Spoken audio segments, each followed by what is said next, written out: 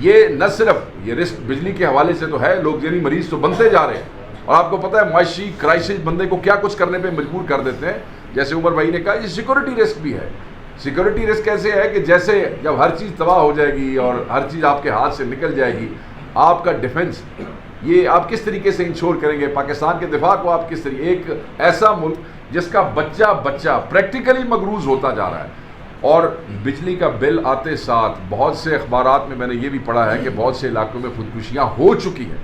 یہ صرف T V پہ کوئی تھریٹس نہیں ہے، انہوں نے ہمارا لائیولیہڈ تباہ کر دیا ہے. انہوں نے ہمارے غریب آدمی کے چہرے سے مسکراہٹ چھین لی ہے. بچے اپنے ان کے والدین بچوں کے اسکولوں کی فیسیں ادا نہیں کر پا رہے ہیں. پرائیویٹ یونیورسٹیوں کے اسٹوڈنٹ سے میری بات کی ہوئی ہے، وہ اپنے لوگوں نے اپنے بچوں کو پرائیویٹ یونیورسٹیوں سے نکال لیا ہے کیونکہ وہ افورڈ نہیں کر پا رہے ہیں. یہاں پہ سب سے بڑا ظلم یہ ہے کہ واپڈا کے دفتروں کے باہر آپ جائیں تو لائنیں لگی ہوئی ہیں، بل لے کے لوگ قسطیں کروانے کے لیے کھڑے ہیں. واپڈا قسطیں نہیں کر کے دے رہی ہے. کوئی ایس ڈی او کے آفس کے باہر ذلیل ہو رہا ہے 10 دن سے، کوئی ایکسین کے آفس کے باہر ذلیل ہو رہا ہے، کوئی ایم پی ایس کے ڈیروں میں بیٹھے ذلیل ہو رہے ہیں. ہمارے پاس لوگ پنجاب میں آیا کرتے تھے تھانے کچہریوں کے کام لے کہ جی پولیس سے یہ کام ہے، پولیس سے وہ کام ہے. اور ہمارے یہاں ٹرینڈ یہ ہے کہ جس وقت گندم کی کٹائی ہوتی ہے لوگوں کے پاس پیسے آ جاتے ہیں تو پھر تھانے کا کام بھی چل پڑتا ہے، لڑائیاں چل پڑتی ہیں. کہنا تو پیسہ تو اسی کمانڈ نہیں دیتا، جٹ مر گیا بھوکھا. اب اس کے پاس تھانے والا کام تو نہیں ہے، جو راس آ رہ گیا وہ واپڈا نے وہ جیبیں خالی کرنی شروع کر دی ہیں.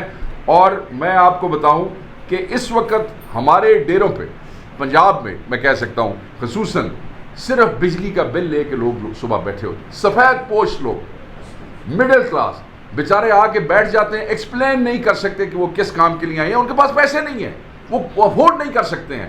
اور 4-6 مہینوں کے جو ہے وہ میں یہ سمجھتا ہوں کہ یہ ملزم نہیں ہے. عمر بھائی نے کہا، میں تھوڑا سا آگے جاؤں گا جی، یہ مجرم ہے اس قوم کے.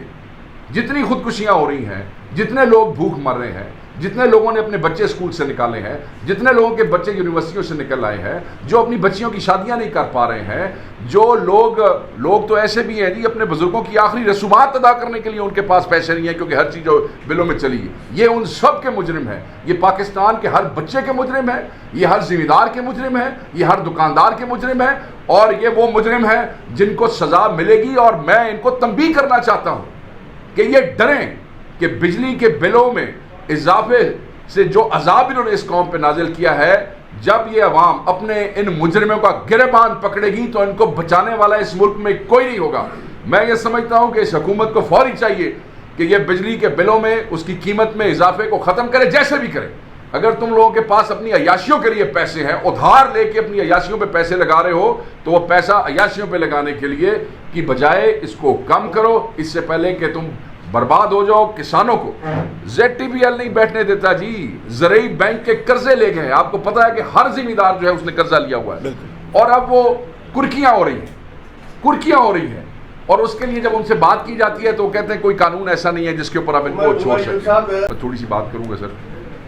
ذمہ داروں کے ساتھ آپ نے گندم کے اسکینڈل میں جو کیا ہے وہ تب سے ادھار پہ چل رہے ہیں. اس وقت انہوں نے اپنا بیج، اپنی کھاد، اپنی پیسٹی سائڈ، یہ سب کا سب ادھار کے اوپر لیا. اور اس کے بعد جس وقت فصل آئی اور پھر فصل کی جو قیمت والا اسکینڈل آپ کے سامنے ہوا، جو کھربوں روپے کا وہ جو کھانچا یہاں پہ لگا، وہ بیچارے وہ اس ادھار سے نکل ہی نہیں پا رہے تھے کہ اس کے بعد یہ بجلی کا بل جو ہے پہلا اور اب دوسرا تباہ و برباد ہو گئے ہیں.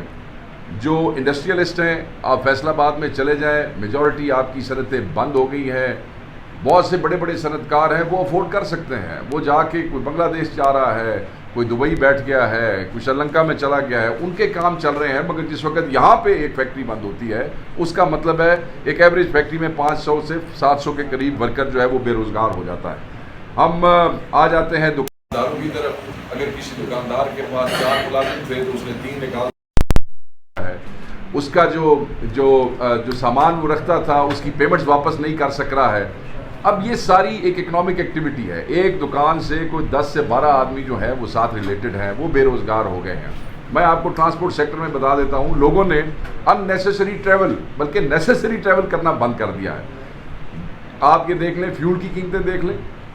اس کے بعد ان کی اپنی جیب کے اوپر جو اثر ہو جاتا ہے وہ آپ دیکھ لیں. تو لوگوں نے آنا جانا بند کر دیا ہے. ٹرانسپورٹ سیکٹر کے لوگوں سے میری بات ہوئی ہے, 60% جو پرائیویٹ ٹرانسپورٹ کا آپ کا وہ ہے سیکٹر وہ بیٹھ گیا.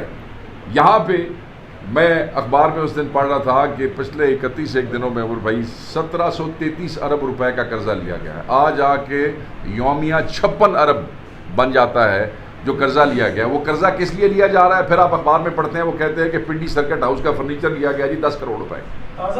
پھر وہ 72 ارب. پھر وہ کہتے ہیں کہ چیف منسٹر کی گاڑی کے لیے ٹائر خریدے گئے ہیں کروڑوں روپے کے. پھر وہ کہتے ہیں کہ تزئین و آرائش جو ہے اس کے اوپر کروڑوں روپیہ لگا جا رہا ہے. پھر وہ کہہ رہے ہیں کہ سڑکیں جو ہے ارکے گلاب سے دھوئی جا رہی ہیں. اتنے روٹی ساڈے کو کھانے کوئی نہیں ہے, بندے اتنے بھوکے مر رہے ہیں.